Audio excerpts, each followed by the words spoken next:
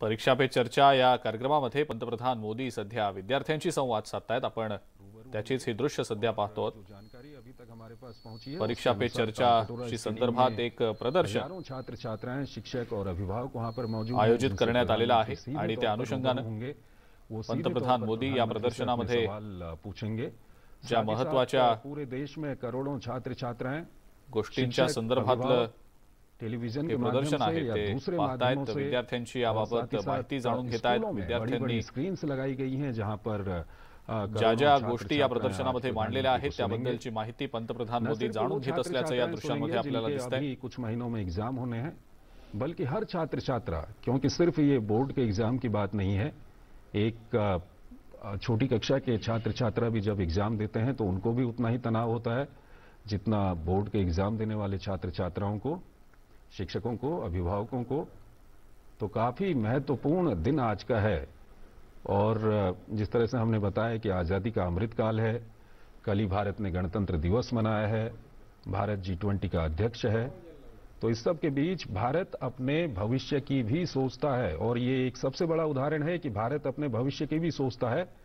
और पूरी दुनिया में ऐसा उदाहरण शायद ही कहीं देखने को मिलेगा जब दुनिया का कोई शीर्ष नेता, दुनिया के देश का कोई शीर्ष नेता पूरी दुनिया में अपने यहाँ छात्र छात्राओं से इस तरह से रूबरू होता हो।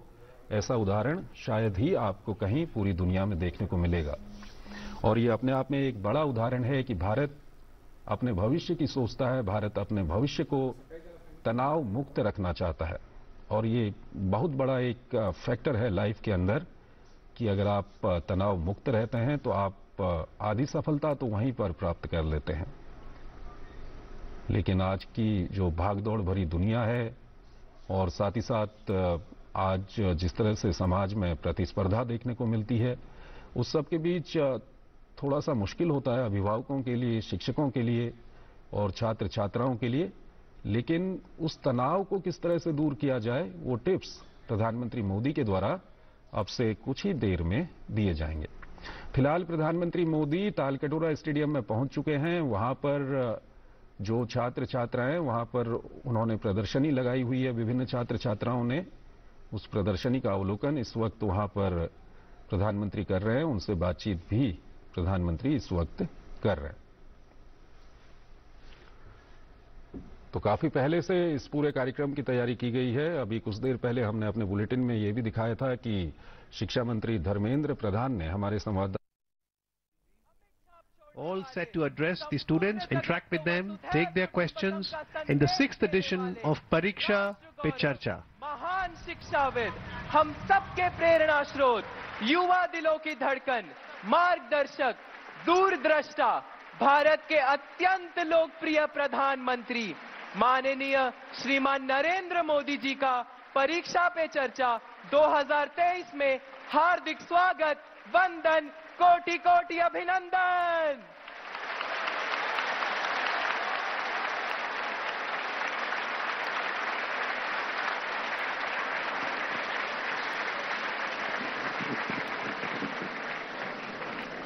सुस्वागतम माननीय प्रधानमंत्री जी, आपकी गरिमामय उपस्थिति के लिए।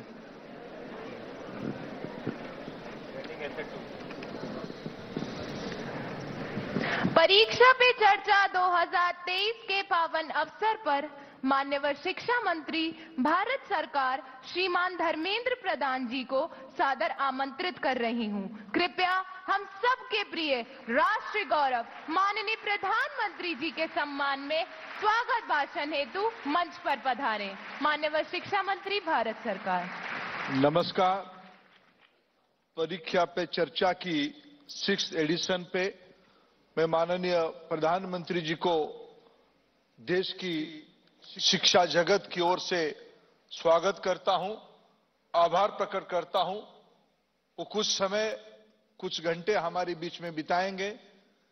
देश की सभी प्रांतों से, सभी यूनियन टेरिटरी से आए हुए बच्चे आज दूरसंचार के माध्यम से टेक्नोलॉजी प्लेटफॉर्म पे दुनिया की सभी कोने से इस कार्यक्रम को देखने वाले विद्यार्थी, अभिभावक, शिक्षक, शिक्षा प्रेमी मैं सभी को स्वागत करता हूं और यहाँ इस कार्यक्रम में उपस्थित सभी पार्टिसिपेंट, सभी शिक्षक, सभी अधिकारियों को भी स्वागत करता हूं। मित्रों, परीक्षा पे चर्चा एक जन आंदोलन का रूप ले चुका है। पिछले 8-9 सालों में माननीय प्रधानमंत्री जी न केवल देश को संभाला है, लेकिन देश में अनेक जन आंदोलन का भी जनक रहे। वो स्वच्छ भारत हो, वो परीक्षा पे चर्चा हो, या देश की नौजवानों के अंदर एक नई स्फूर्ति उत्पन्न करने की बात हो। परीक्षा पे चर्चा विद्यार्थी, अभिभावक, शिक्षक और समाज की जो प्रेशर रहती है, जो चुनौती रहती है कोमलमती बच्चे के ऊपर, उसको समझते हुए प्रधानमंत्री जी ने उस दुविधा को स्वयं हमारे बीच में आके समाधान देने के लिए एक अभिभावक के नाते, एक युग दृष्टा के नाते, एक समाज सुधारक के नाते आज हमारे बीच में उपस्थित है। यह आज एक सटीक जन आंदोलन की रूप ले चुका है। मित्रों, न केवल परीक्षा पे चर्चा, उन्होंने समय निकाल के अपने को खुद को विद्यार्थी बनाया, अपने को अभिभावक बनाया, अपने को शिक्षक बनाया। आज सही तरीके से हमारी संचालक ने कहा, देश की प्रख्यात शिक्षाविद, उन्होंने एग्जाम वॉरियर करके किताब लिखा है। इस बार तो उसकी नई संस्करण भी आ गई है और भारत की 13 भाषाओं में ये आज हम लोगों के सामने है। परीक्षा पे चर्चा भी एक नई प्रारूप बन चुका है।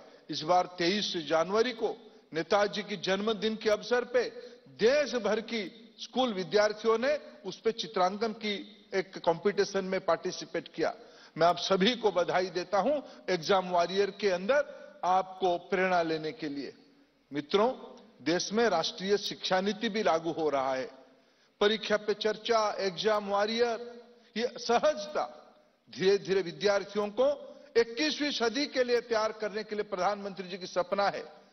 भारत की विद्यार्थी न केवल भारत की विषयों के बारे में चिंता करे, लाइव जैसे जन आंदोलन को विश्व में प्रधानमंत्री जी ने शुरू किया। पर्यावरण, विश्व की अर्थनीति, विश्व में टेक्नोलॉजी, ये भारत की बच्चों के द्वारा निर्मित होकर दुनिया की समस्या की समाधान बने, इसी अपेक्षा एनईपी में माननीय प्रधानमंत्री जी ने रखा है।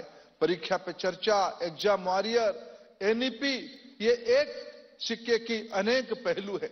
मैं ऐसे ही एक भव्य कार्यक्रम में हम सभी लोग एकत्रित हुए हैं। इस कार्यक्रम में कुछ समय प्रधानमंत्री बच्चों के साथ, देश की बच्चों के साथ खुद कुछ समय बिताएं। मैं माननीय प्रधानमंत्री जी को मंच पे सादर आमंत्रित करता हूं।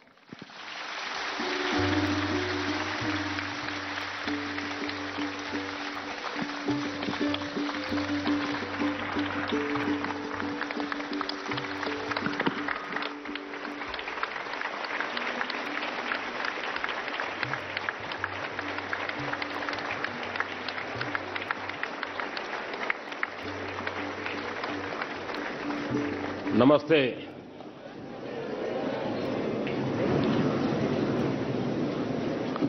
शायद इतनी ठंड में पहली बार परीक्षा पे चर्चा हो रही है। आमतौर पर फरवरी में करते हैं, लेकिन अब विचार आया कि आप सबको 26 जनवरी का भी लाभ मिले। फायदा उठाया ना, जो बाहर के हैं उन्होंने गए थे कर्तव्य पथ पे। कैसा लगा? बहुत अच्छा लगा। अच्छा, घर जाके क्या बताएंगे? कुछ नहीं बताएंगे। अच्छा साथियों, समय ज्यादा लेता नहीं हूं मैं, लेकिन मैं इतना जरूर कहूंगा कि परीक्षा पे चर्चा मेरी भी परीक्षा है।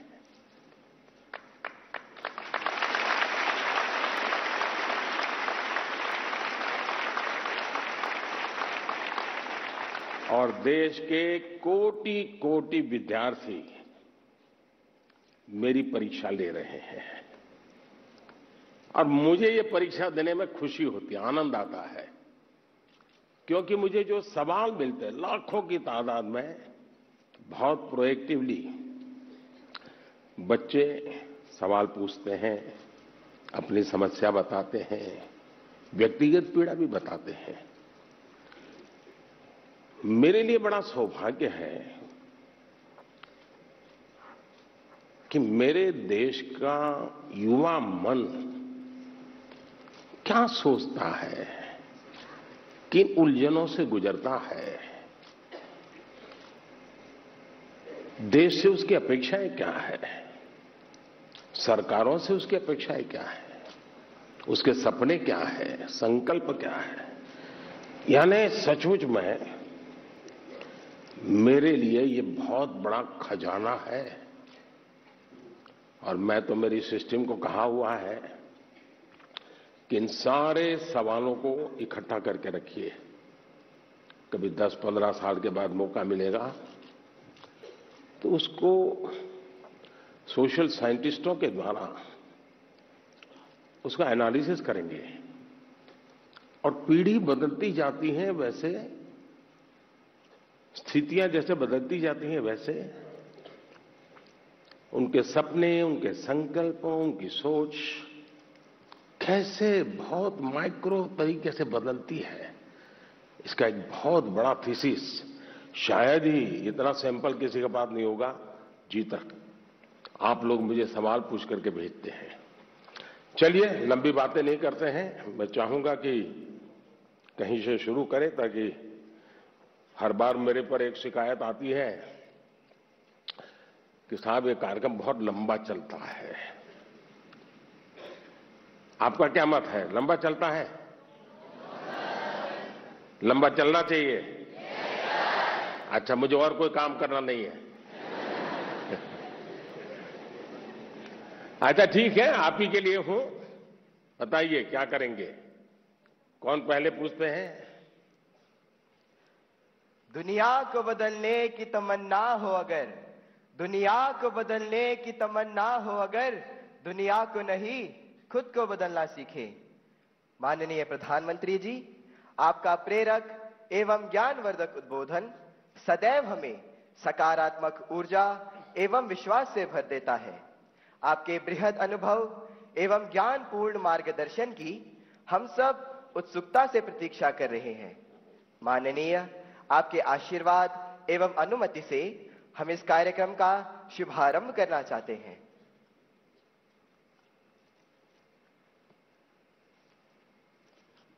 धन्यवाद मान्यवर।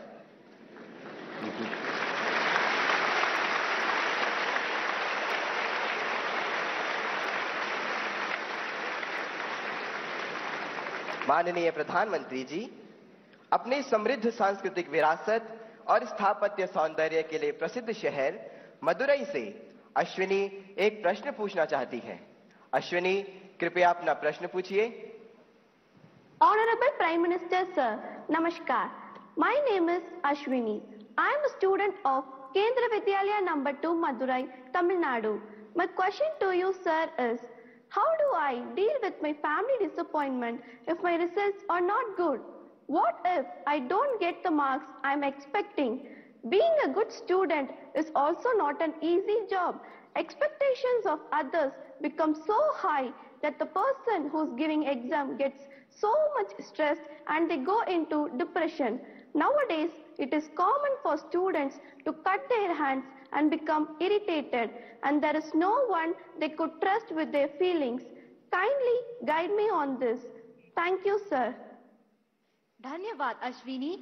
Honorable Prime Minister, sir, Navtesh Dagur hails from the heart of India's capital, Delhi, the imperial seat of several empires, with its charming blend of a grand medieval history and amazing architectural style. Navtesh is seated in the hall and wishes to discuss an identical issue through his question. Navtesh, please ask your question. Good morning, Honorable Prime Minister, sir. I am Navtesh Dagur of Kendra Vidyalaya, Pitampura, Delhi region. Sir, my question to you is, How do I deal with my family's situation when my results are not good? Kindly guide me, sir. Thank you very much. Thank you Navtesh. माननीय प्रधानमंत्री जी, संसार को शांति और करुणा का संदेश देने वाले भगवान बुद्ध, गुरु गोविंद सिंह तथा वर्धमान महावीर की जन्मभूमि प्राचीन नगर पटना से प्रियंका कुमारी कुछ इसी प्रकार की समस्या से जूझ रही हैं और आपका मार्गदर्शन चाहती हैं। प्रियंका, कृपया अपना प्रश्न पूछिए। नमस्ते माननीय प्रधानमंत्री जी, मेरा नाम प्रियंका कुमारी है। मैं रवीन बालिका +2 विद्यालय से राजेंद्र नगर पटना से 11वीं की छात्रा हूँ। मेरा प्रश्न यह है कि मेरे परिवार में सब अच्छे नंबर से पास हुए हैं, मुझे भी अच्छा नंबर लाना है। इसके लिए मैं तनाव में चली गई हूँ, इसके लिए आप मुझे मार्गदर्शन दें। धन्यवाद। धन्यवाद प्रियंका। माननीय प्रधानमंत्री जी, अश्विनी, नवतेश एवं प्रियंका यह महसूस करते हैं कि यह महत्वपूर्ण मुद्दा कई छात्रों को प्रभावित करता है और इसे हल करने के लिए आपका मार्गदर्शन चाहते हैं। अश्विनी, आप क्रिकेट खेलती हैं क्या? क्रिकेट में गूगली बॉल होता है।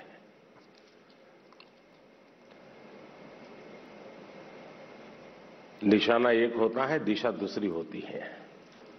मुझे लगता है कि आप पहले ही बॉल में मुझे आउट करना चाहती हो।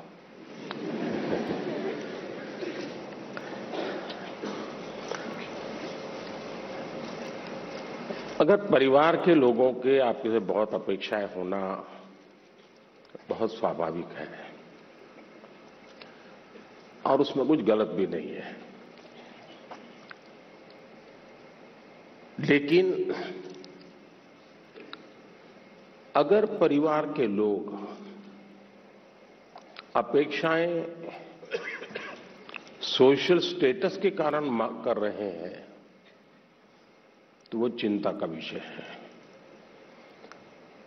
उनका सोशल स्टेटस का उन पर इतना दबाव होता है, उनके मन पे इतना प्रभाव होता है कि उनको लगता है कि जब सोसाइटी में जाएंगे तो बच्चों के लिए क्या बताएंगे, अगर बच्चे वीक हैं तो कैसे उनके सामने चर्चा करेंगे। और कभी कभी मां बाप भी आपकी क्षमता को जानने के बावजूद भी अपने सोशल स्टेटस के कारण अपने आसपास के साथियों दोस्तों में क्लब में जाते हैं, सोसाइटी में जाते हैं, कभी तालाब में कपड़े धोए जाते हैं, बैठते हैं, बातें करते हैं, बच्चों की बातें निकलती हैं, फिर उनको एक इंफीरियरिटी कॉम्प्लेक्स आता है और इसलिए बाहर बहुत बड़ी बड़ी बातें बता देते हैं अपने बच्चों के लिए और फिर धीरे धीरे वो इंटरनलाइज कर लेते हैं और फिर घर में आकर के भी वही अपेक्षाएं करते हैं और समाज जीवन में ये सहज प्रवृत्ति बनी हुई है। दूसरा, आप अच्छा करेंगे तो भी हर कोई आपसे नई अपेक्षा करेगा। हम तो राजनीति में हैं, हम कितने ही चुनाव क्यों न जीत लें, लेकिन ऐसा दबाव पैदा किया जाता है कि हमें हारना ही नहीं है। 200 लाए हैं तो बोले 250 क्यों नहीं लाए, 250 लाए तो 300 क्यों नहीं लाए, 300 लाए तो 350 क्यों नहीं लाए। चारों तरफ से दबाव बनाया जाता है। लेकिन क्या हमें इन दबावों से दबना चाहिए क्या? पल भर सोचिए कि आपको जो दिन भर कहा जाता है, चारों तरफ से जो सुना जाता है, उसी में अपना समय बर्बाद करेंगे कि आप अपने भीतर देखेंगे अपनी क्षमता, अपनी प्रायोरिटी, अपनी आवश्यकता, अपने इरादे, थोड़ा हर अपेक्षाओं को उसके साथ जोड़िए। आप कभी क्रिकेट मैच देखने गए होंगे तो आपने देखा होगा कि कुछ बैट्समैन खेलने के लिए आते हैं और पूरा स्टेडियम हजारों लोग होते हैं स्टेडियम में, वे चिल्लाना शुरू करते हैं, चौका चौका चौका, छक्का छक्का। शिक्षक क्या वो ऑडियंस की डिमांड के ऊपर चौके और छक्के लगाता है क्या? ऐसा करता है क्या कोई प्लेयर? चिल्लाते रहे, कितना ही चिल्लाते रहे, उसका ध्यान उस बॉल पर ही होता है जो आ रहा है। उस बॉलर के माइंड को स्टडी करने की कोशिश करता है और जैसा बॉल है वैसे ही खेलता है, न कि ऑडियंस चिल्लाता है। फोकस रहता है। अगर आप भी अपनी एक्टिविटी में फोकस रहते हैं तो ये आपके जो कुछ भी दबाव बनता है, अपेक्षाएं बनती हैं, कभी न कभी आप उसको मिटवित करेंगे, आप उस संकटों से बाहर आ जाएंगे।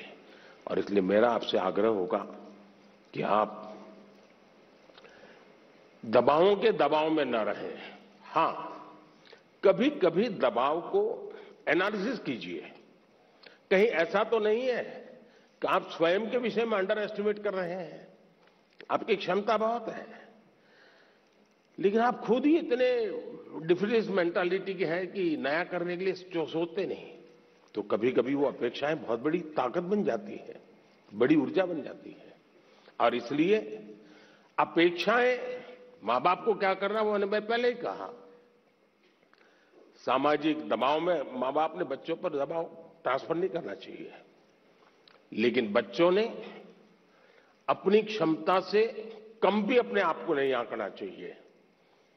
और दोनों चीजों की बल देंगे तो मुझे पक्का विश्वास है कि आप ऐसी समस्याओं को बहुत आराम से सुलझा लेंगे।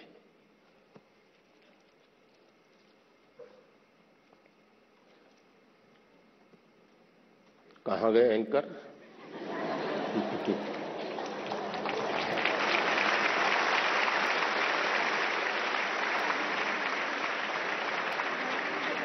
माननीय प्रधानमंत्री जी, आपका कोटि कोटि धन्यवाद। आपके प्रेरक वचनों से अभिभावकों का अपने बच्चों के लिए समझने का मार्ग मिला है। मान्यवर के दबाव में न रहें, हम गांठ बांधकर परीक्षा में उत्साह बनाए रखेंगे। आपका धन्यवाद। माननीय प्रधानमंत्री जी, चंबा प्रकृति के अनछुए सौंदर्य को समेटे भारत के पेरिस के रूप में प्रसिद्ध पर्वतीय नगर है। चंबा हिमाचल प्रदेश से आरुषि ठाकुर आभासी माध्यम से हमसे जुड़ रही हैं। आरुषि, कृपया अपना प्रश्न पूछें। माननीय प्रधानमंत्री जी, नमस्कार। मेरा नाम आरुषि ठाकुर है और मैं केंद्रीय विद्यालय बनीखेत ढलौजी, जिला चंबा की कक्षा 11वीं की छात्रा हूँ। माननीय, मेरा आपसे यह प्रश्न है कि परीक्षा के दौरान जो बात मुझे सबसे ज्यादा परेशान करती है वह यह है कि मैं पढ़ाई कहाँ से शुरू करूँ। मुझे हमेशा लगता है कि मैं सब कुछ भूल गई हूँ और मैं इसी के ही बारे में सोचती रहती हूँ, जो मुझे काफी तनाव देता है। कृपया कर मार्गदर्शन कीजिए। धन्यवाद सर। धन्यवाद आरुषि। माननीय प्रधानमंत्री जी, भारत में धान का कटोरा के नाम से प्रसिद्ध राज्य छत्तीसगढ़ की राजधानी है रायपुर। रायपुर की अदिति दीवान इसी समस्या पर अपनी मन की जिज्ञासा का समाधान चाहती है। अदिति, अपना प्रश्न पूछिए। माननीय प्रधानमंत्री जी, नमस्कार। मेरा नाम अदिति दीवान है और मैं कृष्णा पब्लिक स्कूल रायपुर छत्तीसगढ़ में कक्षा 12वीं की छात्रा हूँ। मेरा आपसे यह प्रश्न है कि मैं इस बात को लेकर चिंतित रहती हूँ कि मुझे बहुत कुछ करना है, लेकिन अंतिम तक मैं कुछ भी नहीं कर पाती हूँ, क्योंकि मेरे पास बहुत सारे कार्य होते हैं। यदि मैं अपना कोई कार्य समय पर पूरा कर भी लूं, तो और ज्यादा परेशान हो जाती हूँ, क्योंकि फिर अन्य कार्यों को करने में या तो बहुत ज्यादा देर लगा देती हूँ या तो उन्हें आगे तक के लिए टाल देती हूँ। मैं यह जानने के लिए उत्सुक हूँ कि मैं अपने सारे काम सही समय पर कैसे पूरे करूं। धन्यवाद। धन्यवाद अदिति। माननीय प्रधानमंत्री जी, आरुषि और अदिति अपनी परीक्षा की तैयारी एवं समय के सदुपयोग पर आपका मार्गदर्शन चाहते हैं। कृपया उनकी समस्या का समाधान करें। माननीय प्रधानमंत्री जी। देखिए, सिर्फ परीक्षा के लिए नहीं, वैसे भी जीवन में टाइम मैनेजमेंट के प्रति हमें जागरूक रहना चाहिए। परीक्षा और नो परीक्षा, आपने देखा होगा काम का ढेर क्यों हो जाता है।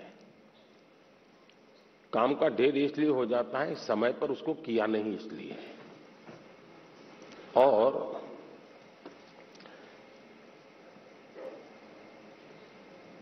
काम करने की कभी थकान नहीं होती है जी। काम करने से संतोष होता है, काम न करने से थकान लगती है। सामने दिखता है अरे इतना सारा काम, इतना सारा काम, और उसी की थकान लगती है। करना शुरू करें। दूसरा, आप कभी कागज पे अपना पेन पेंसिल लेके डायरी पे लिखिए। एक हफ्ते भर आप नोट कीजिए कि आप अपना समय कहां बिताते हैं। अगर पढ़ाई भी करते हैं तो कितना समय किस विषय को देते हैं, और उसमें भी शॉर्टकट ढूंढते हैं कि बेसिक में जाते हैं, बारीकियों में जाते हैं। थोड़ा अपना एक एनालिसिस कीजिए। मैं पक्का मानता हूं कि आपको ध्यान में आएगा कि आप जो आपकी पसंद की चीजें हैं उसी में सबसे ज्यादा समय लगाते हैं और उसी में खोए रहते हैं। फिर 3 विषय ऐसे हैं जो कम पसंद है लेकिन जरूरी है, वो फिर आपको बोझ लगेगा। मैंने 2-2 घंटे मेहनत की लेकिन ये तो हुआ नहीं।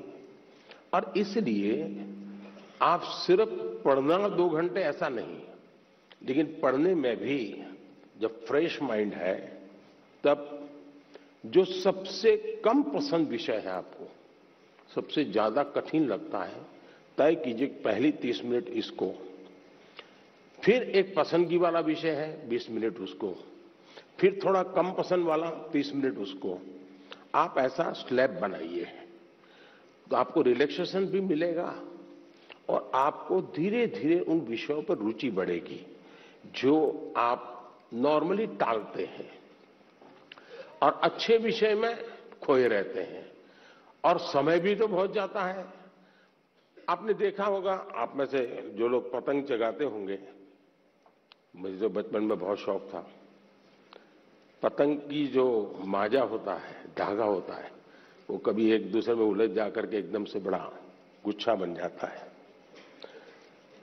अब बुद्धिमान इंसान क्या करेगा? यूं यूं खींचेगा क्या? ताकत लगाएगा क्या? ऐसा नहीं करेगा।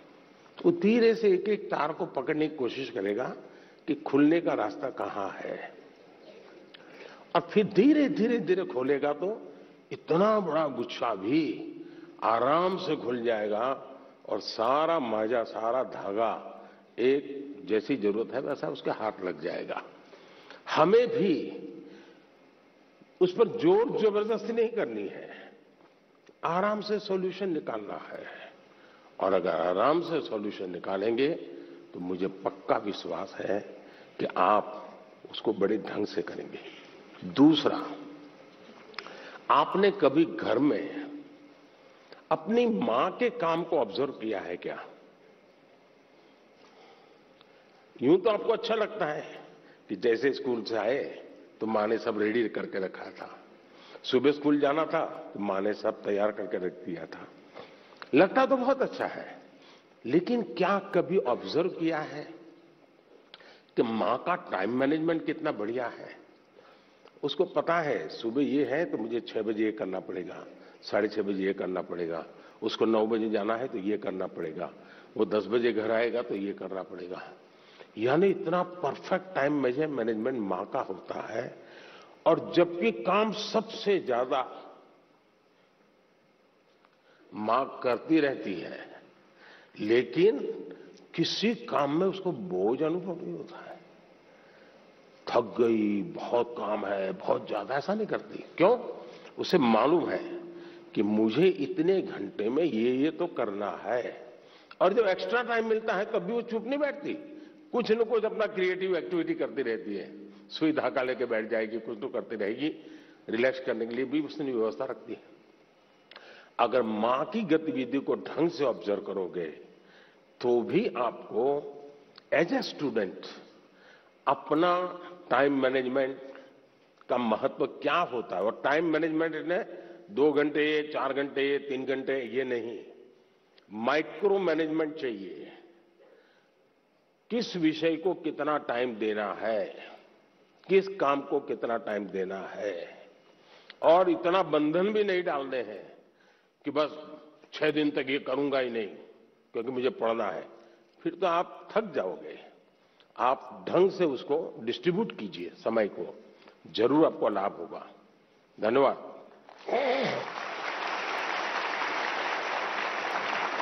Thank you, Honorable Prime Minister, sir, for guiding us to be methodical and systematic in order to be an effective student. Honorable Prime Minister, sir, Rupesh Kashyap, hailing from Bastar district of Chhattisgarh, is known for his distinctive tribal art, the enchanting Chitrakoot waterfalls in the finest quality of bamboo. Rupesh is present here with us and needs your advice on a topic that is of vital significance. Rupesh, please ask your question. Good morning, Honorable Prime Minister, sir. My name is Rupesh Kashyap. I am a student of class 9 from Swami Atmanand Government English. Camera उस बच्ची पे लगाइए। हाँ। From Swami Atmanand Government English Medium School, Darwa, District Bastar, Chhattisgarh. Sir, my question is, how can I avoid unfair means in exams? Thank you, sir. Thank you, Rupesh. Honorable Prime Minister, sir, from the heritage city of Jagannath Puri, the spiritual capital of Odisha, famed for its magnificent cone-shaped layout, Rath Yatra and serene beaches, Tanmay Biswal seeks your guidance on a similar issue. Tanmay, please ask your question. Honorable Prime Minister, sir, Namaskar. My name is Tanmay Biswal. I am a student of Jawahar Navodaya Vidyalaya, Konark, Puri, Odisha. My question to you, sir, is how to eliminate cheating or copying activities of the students during examination. Kindly guide me on this. Thank you, sir. माननीय प्रधानमंत्री जी, रुपेश और तन्मय परीक्षा में अनुचित साधनों के प्रयोग से कैसे बचा जाए, इस विषय पर आपका मार्गदर्शन चाहते हैं। श्रद्धेय प्रधानमंत्री जी। मुझे खुशी हुई कि हमारे विद्यार्थियों को भी ये लग रहा है कि परीक्षा में जो गलत प्रैक्टिसेस होती हैं, माल प्रैक्टिसेस होती हैं, उसका कोई रास्ता खोजना चाहिए। खास करके जो मेहनती विद्यार्थी होते हैं, उनको जरूर इसका बहुत ही चिंता रहती है कि मैं इतनी मेहनत करता हूं और ये चोरी कर करके, कॉपी कर करके, नकल करके अपना गाड़ी चला लेता है। पहले भी शायद चोरी तो करते होंगे लोग, नकल तो करते होंगे, लेकिन छुप छुप करके करते होंगे। अब तो बड़े गर्व से कहते हैं कि आज सुपरवाइजर को बुद्धू बना दिया।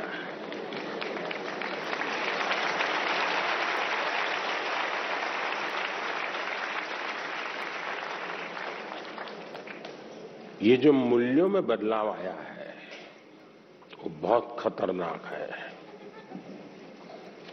और इसलिए समाज सच ये हम सबको सोचना होगा। दूसरा अनुभव आया है कि कुछ स्कूल या कुछ ऐसे टीचर्स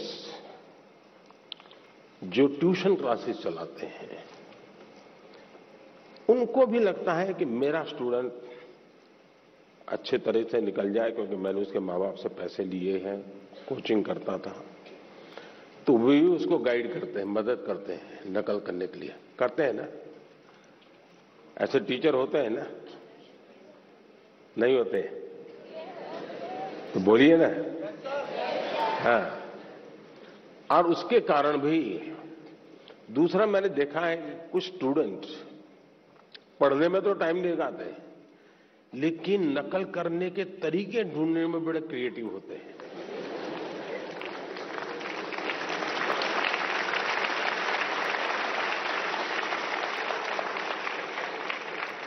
उसमें घंटे लगा देंगे, वो कापली बनाएंगे तो उसने छोटे छोटे छोटे अक्षरों की बनाएंगे। कभी कभी तो मुझे लगता है कि इसके बजाय वो नकल के तरीके, नकल की टेक्निक, उसमें जितना दिमाग खपाता है, और बड़े क्रिएटिव होते हैं ये चोरी करने वाले। इसके बजाय अगर उतना ही समय उसी क्रिएटिविटी को, टैलेंट को सीखने में लगा देता तो शायद वो अच्छा कर पाता। किसी ने उसको गाइड करना चाहिए था, किसी ने उसको समझाना चाहिए था। दूसरा, ये बात समझ के चले,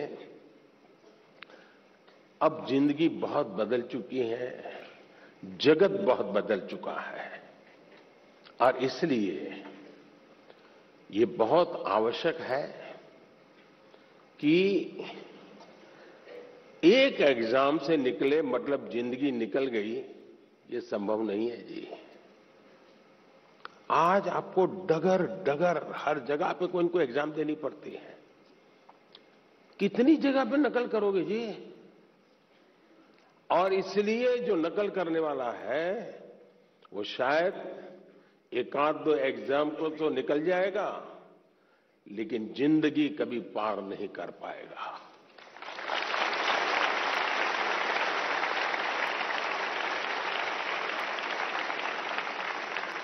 नकल से जिंदगी नहीं बन सकती है।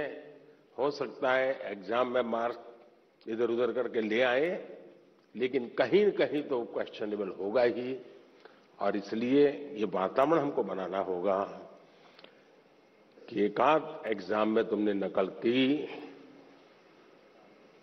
हो गया, तुम निकल गए, लेकिन आगे चल करके शायद तुम जिंदगी में फंसे रहोगे। दूसरा, जो विद्यार्थी कड़ी मेहनत करते हैं उनसे भी मैं कहूंगा कि आपकी मेहनत आपकी जिंदगी में रंग लाएगी। हो सकता है कोई ऐसा ही फालतू 2-4 मार्क्स आपसे ऊपर ले जाएगा, लेकिन वो कभी भी आपकी जिंदगी की रुकावट नहीं बन पाएगा। आपके भीतर की जो ताकत है, आपके भीतर की जो ताकत है, वही ताकत आपको आगे ले जाएगी। कृपा करके उसको तो फायदा हो गया, चलो मैं भी उस रास्ते पर चल पड़ूं, ऐसा कभी मत करना, कभी मत करना दोस्तों। एग्जामें तो आती हैं जाती हैं, हमें जिंदगी जीनी है, जी भर के जीनी है, जीतते जीतते जिंदगी जीनी है। और इसलिए हमें शॉर्टकट की तरफ नहीं जाना चाहिए। और आप तो जानते हैं, रेलवे स्टेशन पर आपने देखा होगा, हर रेलवे स्टेशन पे पटरी जहां होती है ना, वहां ब्रिज होता है। तुम लोग ब्रिज पे जाना पसंद नहीं करते, पटरी कूद करके जाते हैं। कोई कारण नहीं, ऐसे ही बस मजा आता है। तो वहां लिखा है shortcut will cut you short. इसलिए कोई अगर शॉर्टकट से कुछ कर लेता होगा, आप उसके टेंशन को पालिए मत, आप अपने आप को उससे मुक्त रखिए, आप अपने पर फोकस कीजिए, आपको अच्छा परिणाम मिलेगा। धन्यवाद। धन्यवाद माननीय प्रधानमंत्री जी, आपके वचन सीधे हमारे हृदय में उतर गए हैं। आपका धन्यवाद। Honourable prime minister sir, from Palakkad, the land of paddy fields, where the gentle breeze carries the aroma of harvested crops and the sound of traditional Kerala music, Sujal K seeks your guidance. Sujal, please ask your question. नमस्कार आदरणीय प्रधानमंत्री महोदय, मेरा नाम तेजस सुजय है। मैं 9वीं कक्षा में केंद्रीय विद्यालय कंजीकोट एर्नाकुलम संभाग का छात्र हूँ। मेरा प्रश्न यह है, हार्डवर्क और स्मार्ट वर्क में से कौन सा वर्क जरूरी है? क्या अच्छी परिणामों के लिए दोनों जरूरी हैं? कृपया अपना मार्गदर्शन दीजिए। धन्यवाद श्रीमान। Thank you, Sujal. Honorable Prime Minister, sir. क्या सवाल था उनका? क्या पूछ रहे थे? सर, हार्ड वर्क के बारे में। हार्ड वर्क और स्मार्ट वर्क। हार्ड वर्क और smart work. Thank you sir. यार, अच्छा, आपने बचपन में एक कथा पढ़ी होगी, सबने जरूर पढ़ी होगी, और इससे आप अंदाज लगा सकते हैं कि स्मार्ट वर्क क्या होता है और हार्ड वर्क क्या होता है। हम बचपन में थे तो एक कथा सुना पढ़ाते थे कि एक घड़े में पानी था, पानी जरा गहरा था और एक कौवा पानी पीना चाहता था, लेकिन अंदर वो पहुंच नहीं पाता था। तो उस कौवे ने छोटे छोटे कंकर उठा करके उस घड़े में डाले और धीरे धीरे पानी ऊपर आया और फिर उसने आराम से पानी पिया। सुना है ये कथा? अब इसको आप क्या कहेंगे, हार्ड वर्क कहेंगे कि स्मार्ट वर्क कहेंगे?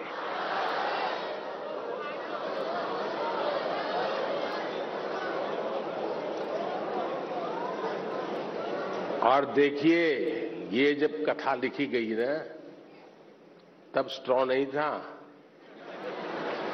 वरना एक कौवा बाजार में जाके स्ट्रॉ लेके आता। देखिए, कुछ लोग होते हैं जो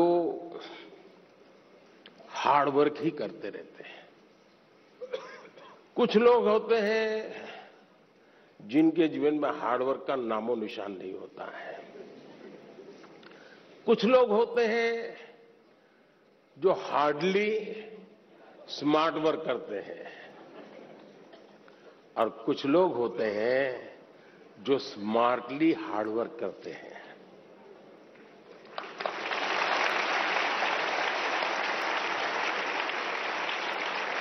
और इसलिए कौवा भी हमें सिखा रहा है कि स्मार्टली हार्ड वर्क कैसे करना।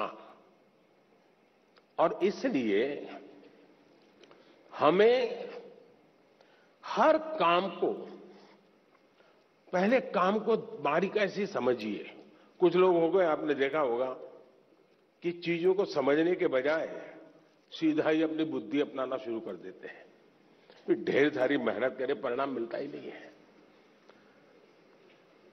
मुझे याद है, मैं बहुत पहले ट्राइबल बेल्ट में काम करता था, तो मुझे काफी इंटीरियर में जाना था।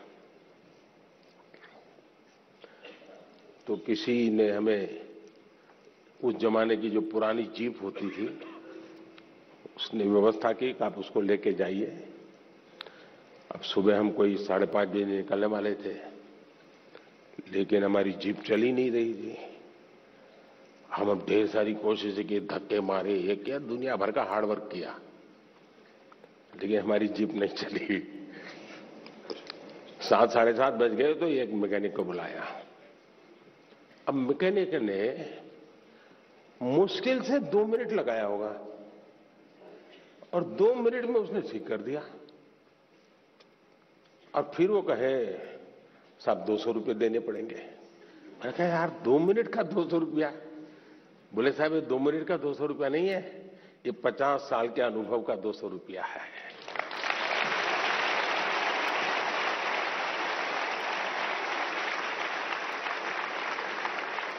अब हम हार्ड वर्क कर रहे थे, जीप नहीं चल रही थी, उसने स्मार्टली थोड़े से बोल्ट टाइट करने थे, हार्डली उसको 2 मिनट लगा होगा जी, गाड़ी चल गई। कहने का तात्पर्य यह है कि हर चीज बड़ी मेहनत मजदूरी से करेंगे तो होगा, ऐसा आपने देखा होगा। पहलवान जो होते हैं, यानी जो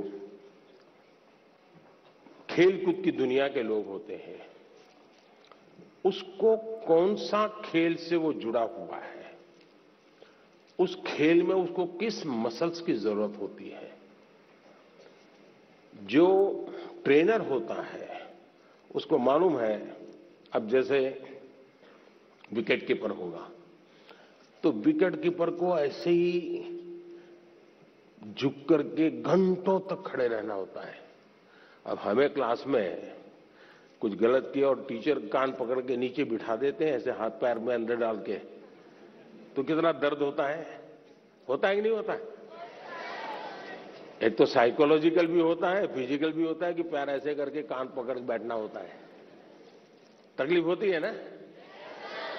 लेकिन ये जो विकेट कीपर होता है ना, उसकी ट्रेनिंग का हिस्सा होता है, उसको घंटों तक ऐसे खड़ा रखते हैं ताकि धीरे धीरे उसके वो मसल मजबूत हो जाए ताकि वो विकेट कीपर के नाते अच्छा काम करे। बॉलर होता है तो उसको उस विधा की जरूरत नहीं है, उसको दूसरी विधा की जरूरत है, तो उसको वो करवाते हैं। और इसलिए हमें भी जिस चीज पे जरूरत है वहीं फोकस करना चाहिए जो हमारे लिए उपयोगी है।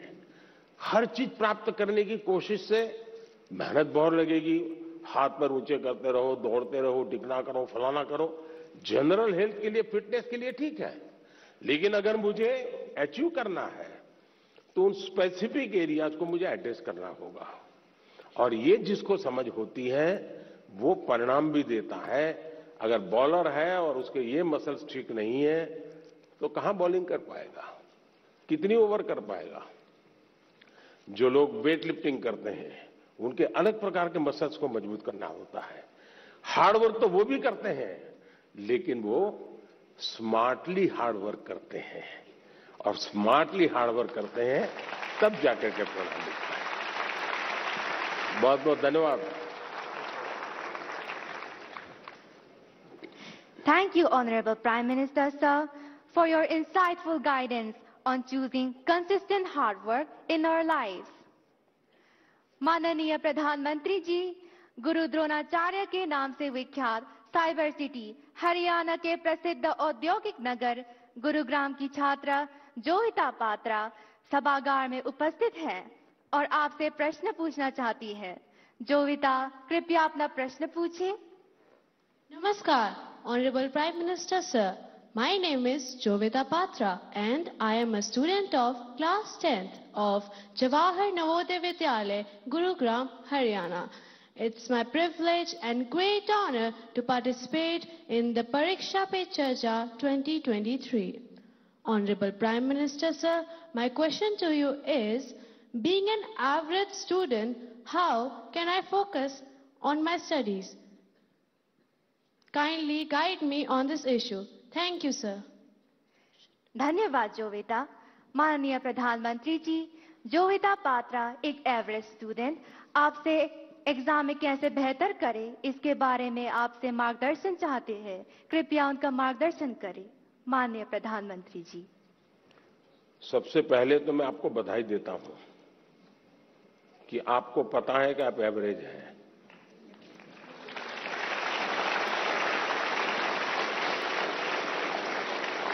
वरना ज्यादातर लोग ऐसे होते हैं जो बिलो एवरेज होते हैं और अपने आप को बड़ा तरीफमार का मानते हैं, सब बंदर के व्यापारी मानते हैं। तो मैं सबसे पहले आपको और आपके माता पिताजी को भी बधाई देता हूं। एक बार आपने इस सत्य को स्वीकार कर लिया कि हाँ भी मेरी एक क्षमता है, मेरी स्थिति है, मुझे अब इसके अनुकूल चीजों को ढूंढना होगा। मुझे बहुत बड़े तिस्मारखा बनने की जरूरत नहीं है। हम अपने सामर्थ्य को जिस दिन जानते हैं ना, तो हम सबसे बड़े सामर्थ्यवान बन जाते हैं। जो लोग खुद के सामर्थ्य को नहीं जानते, उनको सामर्थ्यवान बनने में बहुत सारी रुकावटें आती हैं। इसलिए इस स्थिति को जानना, ये अपने आप में ईश्वर ने आपको शक्ति दी है, आपके टीचर्स ने शक्ति दी है, आपके परिवार ने शक्ति दी है। और मैं तो चाहूंगा हर मां बाप से आप बच्चों का सही मूल्यांकन कीजिए, उनको उनके अंदर हीन भावना पैदा होने मत दीजिए, लेकिन सही मूल्यांकन कीजिए। कभी कभी आप लोग उसको कोई बहुत बड़ी महंगी चीज लानी है तो आप आराम से उसको कहें नहीं भैया अपने घर की इतनी ताकत नहीं है, ये चीज हम नहीं ला पाएंगे, ऐसा करो 2 साल इंतजार करो, उसमें कुछ बुरा नहीं है। अगर आप घर की स्थिति के संबंध में बच्चे से एनालिसिस करते हैं तो उसमें कुछ बुरा नहीं है। और इसलिए हम एक सामान्य स्तर के व्यक्ति हैं और ज्यादातर लोग सामान्य स्तर के ही होते हैं जी, एक्स्ट्रा ऑर्डिनरी बहुत कम लोग होते हैं जी। लेकिन सामान्य लोग असामान्य काम करते हैं और जब सामान्य व्यक्ति असामान्य काम करते हैं तब वो कहीं ऊंचाई पर चले जाते हैं, एवरेज के मानदंड को तोड़ करके निकल जाते हैं।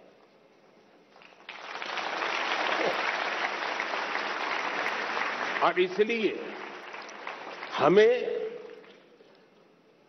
कभी भी ये सोचना है, दुनिया में आप देखिए ज्यादातर जो लोग सफल हुए हैं वो क्या है जी, वो किसी जमाने में एवरेज लोग थे जी, असामान्य काम करके आए हैं, बहुत बड़ा परिणाम लेके आए हैं।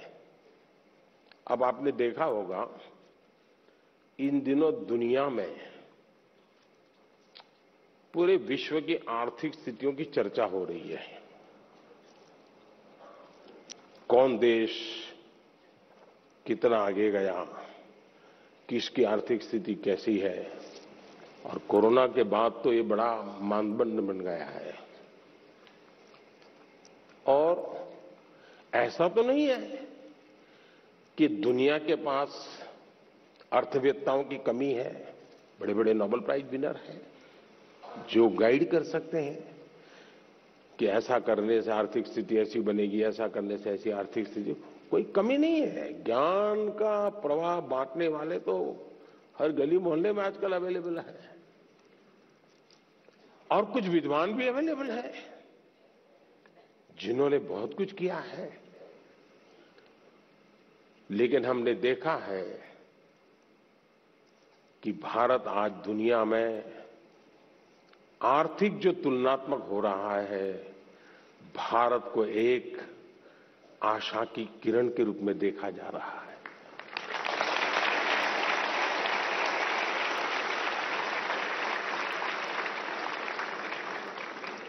आपने 2-3 साल पहले देखा होगा हमारी सरकार के विषय में यही लिखा जाता था कि इनके पास कोई इकोनॉमिस्ट नहीं है, सब एवरेज लोग हैं, प्राइम मिनिस्टर को भी इकोनॉमिक्स का कोई ज्ञान नहीं, ऐसा ही लिखा जाता था।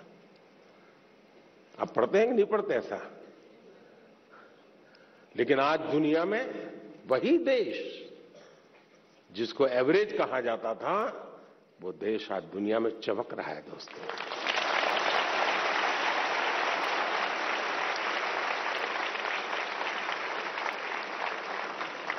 और इसलिए हम इस प्रेशर में न रहे दोस्तों कि आप एक्स्ट्रा ऑर्डिनरी नहीं है, और दूसरी बात आप एवरेज भी होंगे, आपके भीतर कुछ न कुछ तो एक्स्ट्रा ऑर्डिनरी होगा ही होगा। और जो एक्स्ट्रा ऑर्डिनरी है उनके भीतर भी कुछ न कुछ एवरेज होगा। हर एक के पास ईश्वर ने एक अभूतपूर्व क्षमता दी होती है, बस आपको उसको पहचानना है, उसको खाद पानी डालना है, आप बहुत तेजी से आके निकल जाएंगे, ये मेरा विश्वास है। धन्यवाद। Thank you, Honorable Prime Minister, sir, for your wonderful encouragement to make many students and Indians feel valued and cherished. Honorable Prime Minister, sir, Mannat Bajwa hails from the capital city of Chandigarh, famed for its remarkable blend of urban planning with modern architecture and the scenic rock garden of the legendary Nek Chand. She seeks your guidance on a fundamental issue that affects many students like her. Mannat, please ask your question. माननीय प्रधानमंत्री जी, नमस्कार। मेरा नाम मन्नत बाजवा है। मैं saint Joseph senior secondary school की छात्रा हूँ। मेरा आपसे प्रश्न यह है कि जब मैं अपने आप को आप जैसे प्रतिष्ठित स्थान पर रखकर कल्पना करती हूँ, जहाँ भारत जैसे देश को चलाना, जहाँ इतनी बड़ी जनसंख्या है और जहाँ अपनी राय रखने वालों की बहुतायत है, आपके बारे में नकारात्मक राय रखने वाले लोग भी हैं। क्या वह आपको प्रभावित करते हैं? यदि हाँ करते हैं, तो आप आत्मसंदेह की भावना से कैसे उभरते हैं? मैं इसमें आपसे मार्गदर्शन चाहती हूँ। धन्यवाद श्रीमान। Thank you, Mannat. Honorable Prime Minister, sir, Astami Sen resides in South Sikkim, an area famous for its tea gardens, breathtaking beauty, and tranquil, undisturbed, snow-clad Himalayas. She also requests your directions on identical matter that needs to be addressed. Astami, please ask your question. माननीय प्रधानमंत्री जी, नमस्कार। मेरा नाम अष्टमी सेन है। मैं कक्षा 11वीं की छात्रा डीएवी पब्लिक स्कूल रंगित नगर दक्षिण सिक्किम से हूँ। मेरा प्रश्न आपसे ये है कि जब विपक्ष और मीडिया आपकी आलोचना करते हैं तो आप कैसे इनका सामना करते हैं, जबकि मैं अपने अभिभावकों की शिकायतों एवं निराशाजनक बातों का सामना नहीं कर पाती हूँ। कृपया मेरा मार्गदर्शन कीजिए। धन्यवाद श्री। थैंक यू अष्टमी। माननीय प्रधानमंत्री जी, राष्ट्रपिता महात्मा गांधी, सरदार पटेल और स्वामी दयानंद सरस्वती जैसे महापुरुषों की जन्मभूमि गुजरात की कुमकुम प्रताप भाई सोलंकी आभासी माध्यम से जुड़ रही हैं और इसी तरह की दुविधा में हैं। कुमकुम आपसे मार्गदर्शन चाहती है। कुमकुम, कृपया अपना प्रश्न पूछिए। माननीय प्रधानमंत्री महोदय, मेरा नाम सोलंकी कुमकुम है। मैं कक्षा 12वीं श्री हडारा बाल हाई स्कूल, जिला अहमदाबाद, गुजरात की छात्रा हूँ। मेरा प्रश्न यह है कि आप इतने बड़े प्रजातांत्रिक देश के प्रधानमंत्री हैं, जिन्हें कितनी सारी चुनौतियों का सामना करना पड़ता है। आप इन चुनौतियों से कैसे लड़ते हैं? कृपया करके मुझे मार्गदर्शन दीजिए। धन्यवाद। Thank you Kumkum. Honourable prime minister sir, Akash Jarira lives in the Silicon Valley of India, Bengaluru, known for being a perfect gateway to a plethora of activities, both traditional and modern.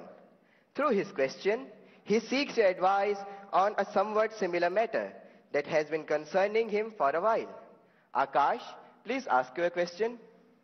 नमस्ते मोदी जी, मैं आकाश दरीरा 12वीं कक्षा व्हाइटफील्ड ग्लोबल स्कूल बैंगलोर से। मेरा आपसे यह प्रश्न है कि मेरी नानी जी कविता ए माखीजा मुझे हमेशा सलाह देती है आपसे सीखने के लिए कि आप कैसे विपक्ष के लगाए हुए हर आरोप, हर आलोचना को टॉनिक और अवसर के रूप में देखते हैं। आप ऐसे कैसे करते हैं मोदी जी? कृपया हम युवाओं को भी प्रेरणा दें ताकि हम जीवन के हर परीक्षा में सफल हो। धन्यवाद। थैंक यू आकाश। माननीय प्रधानमंत्री जी, आपका जीवन करोड़ों युवाओं का प्रेरक रहा है। मन्नत, अष्टमी, कुमकुम और आकाश जीवन में आने वाली चुनौतियों में कैसे सकारात्मक रहकर सफलता प्राप्त करें, इस विषय पर आपका अनुभव जानना चाहते हैं। कृपया मार्गदर्शन करें। माननीय प्रधानमंत्री जी। आप लोग एग्जाम देते हैं और घर आकर के जब परिवार के साथ या दोस्तों के साथ बैठते हैं, कभी टीचर से निकट नाता है तो उनसे बैठते हैं और कोई सवाल का जवाब ठीक नहीं आया तो आपका पहला रिएक्शन होता है ये आउट ऑफ सिलेबस था। यही होता है ना? तो ये भी आउट ऑफ सिलेबस है। लेकिन मैं अंदाज कर सकता हूं कि आप क्या कहना चाहते हैं। अगर आपने मुझे न जोड़ा होता तो शायद आप अपनी बात को और ढंग से कहना चाहते होंगे, लेकिन शायद आपको मालूम है कि आपके परिवार वाले भी सुन रहे हैं, तो ऐसा खुल करके बोलने में खतरा है। इसलिए बड़ी चतुराई से आपने मुझे अंदर लपेट लिया है। देखिए, जहां तक मेरा सवाल है, मेरा एक कन्विक्शन है और मेरे लिए ये आर्टिकल ऑफ फेथ है। मैं सिद्धांततः मानता हूं